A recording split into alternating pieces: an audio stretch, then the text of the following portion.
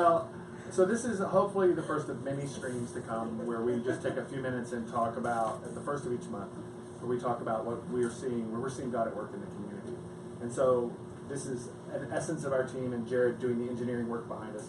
So I want us to just take 5 minutes and just have that conversation. So one of the things I'll bring up real quick is Tanya and I got to go last night to a neighborhood block party. And some of the things that were exciting about that were not that we had our first slow walk up into a neighborhood block party to a bunch of strangers. We felt like people going to church for the first time where we didn't know anybody. But what happened was pretty amazing.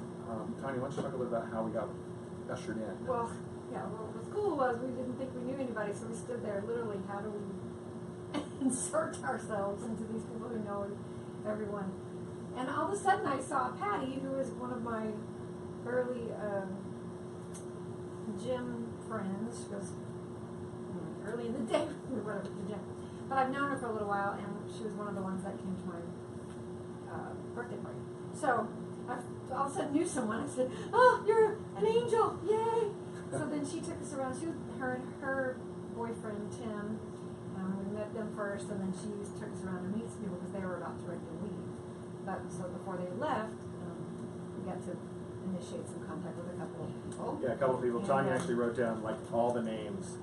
Well, here and then you can tell the story of Eric, who we eventually landed, talked to him probably the most. I thought it was neat because Eric was, is a local. He's been in the community since 1977. Vietnam veteran vet. And then in the course of the conversation, it became apparent, as much as we've not met people in this community that are Christians to begin with, Eric was a believer, and he brought that up. And the first thing I wanted to know was I was Pentecostal. I said, no, my partner blamed you for being, your background. And so it led to a great conversation. It adds validity to the plan. It does. Yeah.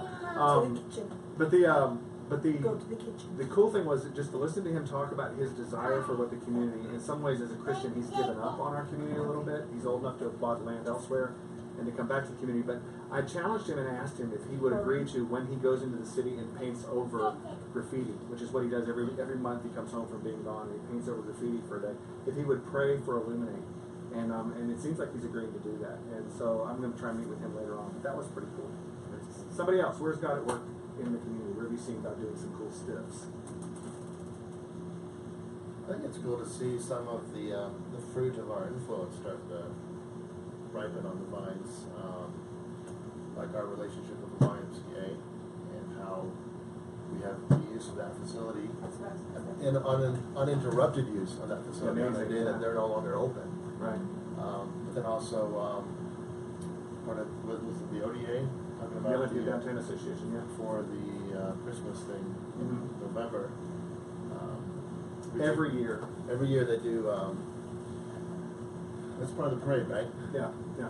Right. The same day as the parade. Same day as the Christmas parade. Usually there's Santa in one of the shops or whatever, but asking us to be hosting the hospitality room for people involved in the parade, and that's influence, and that's a relationship that's starting to bear fruit because of our investment in time put in, and that's really cool. And seeing that connection is kind of cool too, because Tanya just said something before we rolled the video. Like you do that these days. You started the digital once. Rolled the tape. Rolled the tape about that connection. And so I kind of want to say this: where have we shared Jesus in the community and begun that conversation? And your birthday party, that you said that, what's her name, that introduced us to everybody, she was at your party. So tell us about that connection. Did you got to share your Jesus at that party?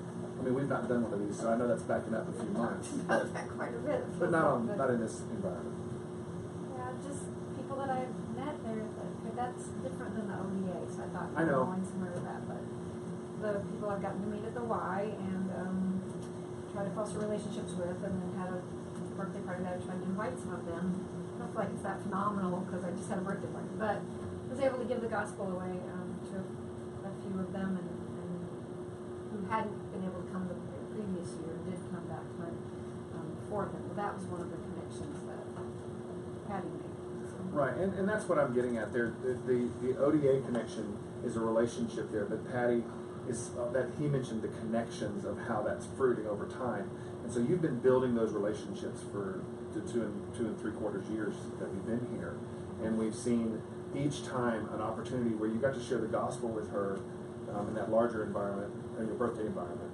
And then she knows who we are. They know what we stand for. And yet we're growing in our relationship. And what was cool about Patty last night was her literally running up to Tanya. I got distracted on the phone, and she's like, Tanya, and brought her husband along, and she wanted to and Tanya said, we don't know anybody, so she took Tanya by the hand and just drug her around and introduced her to a bunch of people. And so being received in the community was to me pretty phenomenal. And I was excited about that. And so as all of us were going there. And just on a side note, Catherine, you're trying to be an influence at the YMCA. Ben mentioned that we're getting to stay there. It's kind of cool that God's given us, employees at the Y. We've left persons with the Lord that is in the Y. Tell me what it's like to be a Christian at a very strange environment, and how are you keeping your chin up in that? Read the Bible. A lot. It's frustrating. There's not really any viewpoints that match my own, at least like politically or culturally or socially. But whether they're sincere or whether they're not, my coworkers are very open-minded, and so it's easy to kind of find ends or be able to say things, and they'll at least pretend that they're interested, which I'll take it because then I'll just keep going. Sure. So like yesterday, my coworker was talking about just kind of how chaotic her life is and how crazy everything was, and I said, man, I was feeling that same way. And I was reading in Psalm 57, it says the Lord sends his faithful love and truth, and that I am among the lions, but I lay down with those who would devour me. And just as like, how much more vulnerable can you get than laying down with lions? But because of Christ, I can. And she's like, oh yeah, that's really great. I love that. And so just little things like that are easy to do. That's huge, because if it's the employee I'm thinking about, that would be a huge statement. Yeah, that's that's huge.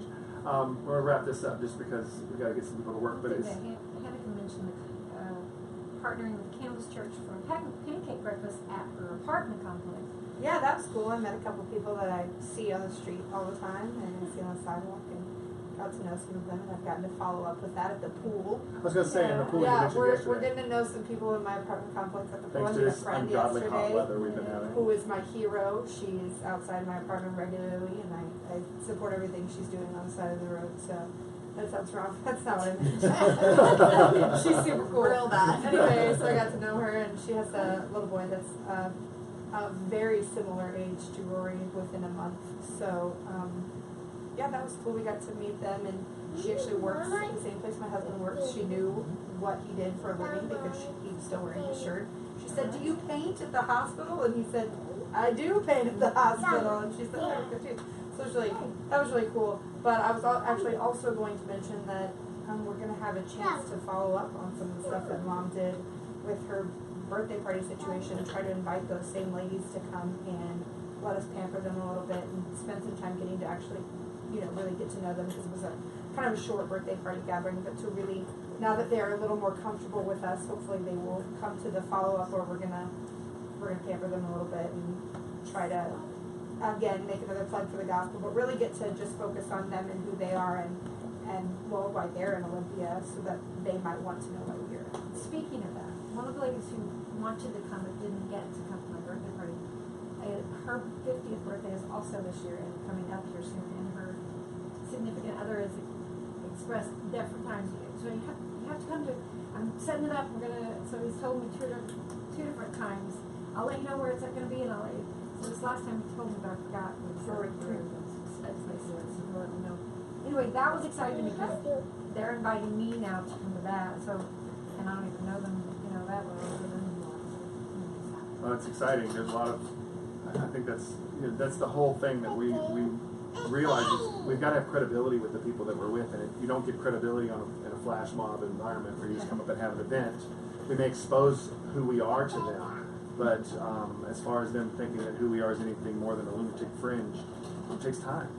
And we've been here for a while, and it feels sometimes frustrating that the wheels aren't moving. But the metaphors that Jesus uses to communicate the transmission of the gospel are often metaphors that show that it takes time for, like a seed going into the ground, getting good soil, dying and growing. And so, we'd ask for you to pray for us. as we continue to try and cultivate the soil here and continue to scatter seeds one family at a time, one event at a time, as Hannah already mentioned, looking at doing that again, and maybe continue to reach out in the apartment complexes where they live. And we'll try to continue to be faithful to bring something of this sort on a regular basis to post up on the web for you. So that's all I got for now. Thank you so much. God bless.